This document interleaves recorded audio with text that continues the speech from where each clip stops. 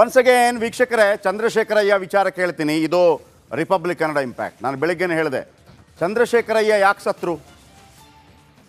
ಈಗ ಅವ್ಯವಹಾರ ಆಯಿತು, ಮತ್ತೊಂದಾಯಿತು, ಮಗದೊಂದಾಯಿತು, 187 ಕೋಟಿ. ಏನು ಕತೆ? ನಿಮ್ಗೆ ಗೊತ್ತಾ ಈ ಕತೆ ಏನು ಅಂತೇಳಿ?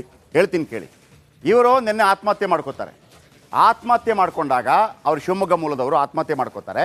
ಆತ್ಮಹತ್ಯೆ ಮಾಡ್ಕೊಂಡಾಗ ಅವರ ಹೆಂಡತಿ ಅದನ್ನು ನೋಡ್ತಾರೆ. ಅದನ್ನು ಹೆಂಡತಿ ನೋಡಿದ ತಕ್ಷಣ ಪೊಲೀಸರಿಗೆ ತಿಳಿಸ್ತಾರೆ. ಪೊಲೀಸರು ಬರ್ತಾರೆ. ಪೊಲೀಸರು ಬಂದಾಗ ಅಲ್ಲೊಂದು ಡೈರಿ ಇರುತ್ತೆ. ಆ ಡೈರಿಯಲ್ಲಿ ಏನಿರುತ್ತೆ ಅಂತಂದರೆ, ನನ್ನನ್ನು ಇವರು ಸಿಲುಕಿಸಿದ್ದಾರೆ. ಎಕ್ಸಾಂಪಲ್, ಇವ್ರದ್ದೊಂದು ಬ್ಯಾಂಕ್ ಇದೆ. ಯಾವ ಬ್ಯಾಂಕು? ಈ ವಾಲ್ಮೀಕಿ ನಿಗಮ ಇದೆಯಲ್ಲ, ಇವರ ಬ್ಯಾಂಕು ಯೂನಿಯನ್ ಬ್ಯಾಂಕ್. ಎಲ್ಲಿದೆ? ವಸಂತನಗರದಲ್ಲಿದೆ. ಆ ವಸಂತನಗರದಲ್ಲಿ ಈ ಲಕ್ಷಾಂತರ ಕೋಟ್ಯಾಂತರ ರೂಪಾಯಿ ಅಲ್ಲಿಗೆ ಹೋಗುತ್ತೆ. ಈ ಪದ್ಮನಾಭನವರು ಇದ್ದಾರಲ್ಲ, ಇದರ ವ್ಯವಸ್ಥಾಪಕ ನಿರ್ದೇಶಕ MD ಒಂದು ದಿವಸ ಇವರನ್ನ ಬರ ಕೇಳ್ತಾರೆ. ಯಾರನ್ನ? ಇದೆಲ್ಲ ಬರೆದಿದ್ದು ಡೆತ್ ನೋಟಲ್ಲಿ. ಚಂದ್ರಶೇಖರಯ್ಯ ಅವರನ್ನ ಬರ ಕೇಳ್ತಾರೆ. ಬಂದುಬಿಟ್ಟು, ನೀವು ಇನ್ನೊಂದು ಉಪಶಾಖೆ ಮಾಡಿ ಬ್ಯಾಂಕಲ್ಲಿ, ಇನ್ನೊಂದು ಅಕೌಂಟ್ ಮಾಡಿ ನಿಮ್ಮ ಹೆಸರಲ್ಲಿ ಅನ್ನೋ ರೀತಿಯಲ್ಲಿ ಮಾತಾಡ್ಕೋತಾರೆ. ಇವರು ಹೋಗಿ ವಸಂತನಗರದಲ್ಲಿ ಕೇಳಿದಾಗ ವಸಂತನಗರದಲ್ಲಿ ಇನ್ನೊಂದು ಮಾಡೋಕ್ಕೆ ಬಿಡೋದಿಲ್ಲ. ಏನು ಮಾಡೋದು ಸರ್ ಅಂತ ಹೇಳಿದಾಗ, MG ರೋಡ್ ಯೂನಿಯನ್ ಬ್ಯಾಂಕಲ್ಲಿ ಮಾಡಿ ಅಂತ ಹೇಳ್ತಾರೆ. ಎಲ್ಲಿ? ಅದರ ವ್ಯವಸ್ಥಾಪಕ ನಿರ್ದೇಶಕಿ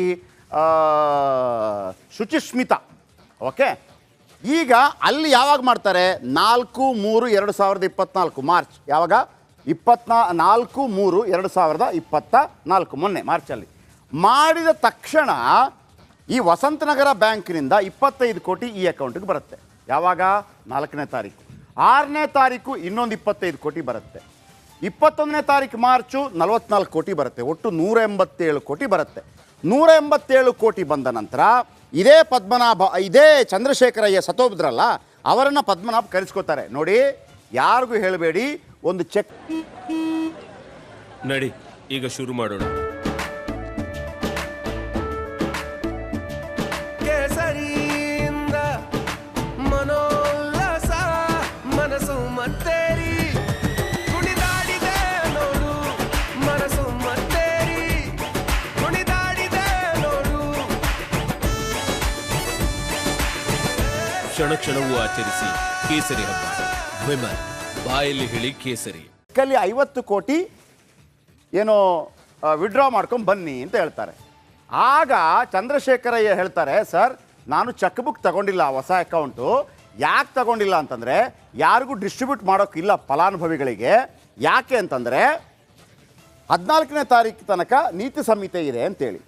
ಆಗ ಇದೇ ಪದ್ಮನಾಭಯ್ಯ, ಈಗೇನು ಸಸ್ಪೆಂಡ್ ಆದ್ರೆ, ಅವರು ಹೇಳ್ತಾರೆ RTGS ಮಾಡಿಸಿ ಅಂತ. ಆಯಿತು, RTGS ಮಾಡಿಸ್ತೀನಿ ಅಂತೇಳಿ ನಾಳೆ ಹೋದಾಗ ಆ ಅಕೌಂಟಿಂದ 50 ಕೋಟಿ ಆಲ್ರೆಡಿ ವಿಡ್ರಾ ಆಗಿದೆ. ಚಂದ್ರಶೇಖರಯ್ಯ ಅವರು ನಡಗೋಗ್ಬಿಡ್ತಾರೆ. ಸರ್ ಯಾರು ತೆಗೆದ್ರು ಈ ಅಕೌಂಟು, ನನ್ನ ಸೈನ್ ಇಲ್ಲದೆ ಅಂತ ಕೇಳ್ತಾರೆ. ಆಗ ಅಲ್ಲಿಯ ವ್ಯವಸ್ಥಾಪಕ ನಿರ್ದೇಶಕಿ ಶುಚಿಸ್ಮಿತಾ ಹೇಳ್ತಾರೆ, MD ಮತ್ತು ಲೆಕ್ಕಾಧಿಕಾರಿ ಇದ್ದಾರಲ್ಲ, ಅವರ ಜಾಯಿಂಟ್ ಸಿಗ್ನೇಚರಿಂದ 50 ಕೋಟಿ ತೆಗೆದಿದ್ದಾರೆ. ಭಯ ಆಗತ್ತೆ ಚಂದ್ರಶೇಖರಯ್ಯ ಅವರಿಗೆ. ಓಡೋಗ್ತಾರೆ ಪದ್ಮನಾಭ ಅವರ ಬಳಿ. ಸರ್ ಏನಿದು ಅಂತಾರೆ. ತಲೆ ಕೆಡಿಸ್ಕೋಬೇಡ್ರಿ, ಒಂದು ಫೋನ್ ಮಾಡ್ತೀನಿ ಅಂತ ಹೇಳ್ತಾರೆ. ಅದಕ್ಕಿಂತ ಮೊದಲು ಒಂದು ಮಾತು ಹೇಳ್ತೀನಿ. ಈ ಅಕೌಂಟ್ ಮತ್ತೊಂದು ಮಾಡಿ ಅಂತ ಯಾಕೆ ಸರ್ ಅಂತಂದರೆ, ಇಲ್ಲ ಸಚಿವರು ಹೇಳಿದ್ದಾರೆ, ಮಂತ್ರಿ ಹೇಳಿದ್ದಾರೆ, ಮೌಖಿಕವಾಗಿ ಹೇಳಿದ್ದಾರೆ ಅಂತ ಹೇಳಿರ್ತಾರೆ. ಈಗ 50 ಕೋಟಿ ಯಾಕೆ ತೆಗೆದ್ರಿ ಅಂತ ಅದೇ ಪದ್ಮನಾಭ ಹತ್ರ ಕೇಳಿದಾಗ ಪದ್ಮನಾಭ ಫೋನ್ ಮಾಡ್ತಾರೆ, ಸಚಿವರ ಕಡೆಯವರು ಅಂತ ಅನಿಸುತ್ತೆ. ಅಲ್ಲೊಬ್ರು ನಾಗರಾಜ್ ಅಂತ ಫೋನ್ ತೆಗಿತಾರೆ. ಅವ್ರು ಹೇಳ್ರಿ, ಒಂದು ವಾರ ತಲೆಬಿಸಿ ಮಾಡ್ಕೋಬೇಡಿ ಅಂತ ಹೇಳ್ತಾರೆ. ಇದು ಚಂದ್ರಶೇಖರಯ್ಯ ಅವರಿಗೂ ಕೂಡ ಕೇಳಿಸುತ್ತೆ. ಚಂದ್ರಶೇಖರ್ ಅವರಿಗೆ ಗೊತ್ತಾಗುತ್ತೆ. ಈಗ ನನ್ನ ತಲೆಗೆ ಬರ್ತಾ 50 ಕೋಟಿ. ನೇರವಾಗಿ ಏನು ಮಾಡ್ತಾರೆ, ವಾಲ್ಮೀಕಿ ನಿಗಮದ ಅಧ್ಯಕ್ಷ, ರಾಯಚೂರು ಗ್ರಾಮೀಣ ಭಾಗದ ಶಾಸಕ ದುದ್ದಲ್ ಅವರ ಬಳಿ ಹೋಗ್ತಾರೆ. ಸರ್ ಹಿಂಗಾಗಿದೆ. ದುದ್ದಲ್ ಹೇಳ್ತಾರೆ, 2 ದಿವಸ ಟೈಮ್ ಕೊಡಿ, ಎಲ್ಲ ಸರಿಯಾಗತ್ತೆ ಅಂತೇಳಿ. ವಿಷಯ ಇಷ್ಟೇ ವೀಕ್ಷಕರೇ, ಒಂದು ಹೇಳ್ಬಿಡ್ತೀನಿ. ಇದನ್ನು ತಲೆಯಲ್ಲಿಟ್ಕೊಂಡು ಅವರು ಆತ್ಮಹತ್ಯೆ ಮಾಡ್ಕೊಂಡಿದ್ದಾರೆ. ವಿಷಯ ಏನಪ್ಪ ಅಂತಂದರೆ, ಈ ಅಕೌಂಟ್ 50 ಕೋಟಿ ಹಾಕ್ಕೊಂಡು ಯಾರಾದರೂ ಮಂತ್ರಿ ಈ ಎಲೆಕ್ಷನ್ಗೆ ಇದನ್ನು ಯೂಸ್ ಮಾಡ್ಕೊಂಡ್ರ, ಇಷ್ಟೇ ವಿಚಾರ. ಆದರೆ ದುಡ್ಡು ವಾಪಸ್ ಬರ್ಬೋದು, ಜೀವ ವಾಪಸ್ ಬಂತ? ಈಗ ನಡೀತಿರೋದು ಇಲ್ಲಿಂದ ಶುರುವಾಗಿದೆ. ಅರ್ಥ ಆಗಿರ್ಬೋದು. ಈಗ ನೆಕ್ಸ್ಟ್ ವಿಚಾರ. ದೇಶದ ಅತಿ ದೊಡ್ಡ ನೆಟ್ವರ್ಕ್ ನಿಂದ ಮೆಗಾ ಕವರೇಜ್. ದೇಶದ ಮತದಾರನ ಆದೇಶ NDAಗ ಇಂಡಿ ಒಕ್ಕೂಟಕ್ಕ.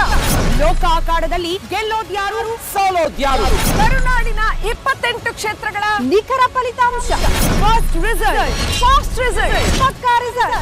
Number 1 election team, number 1 network, number 1 coverage.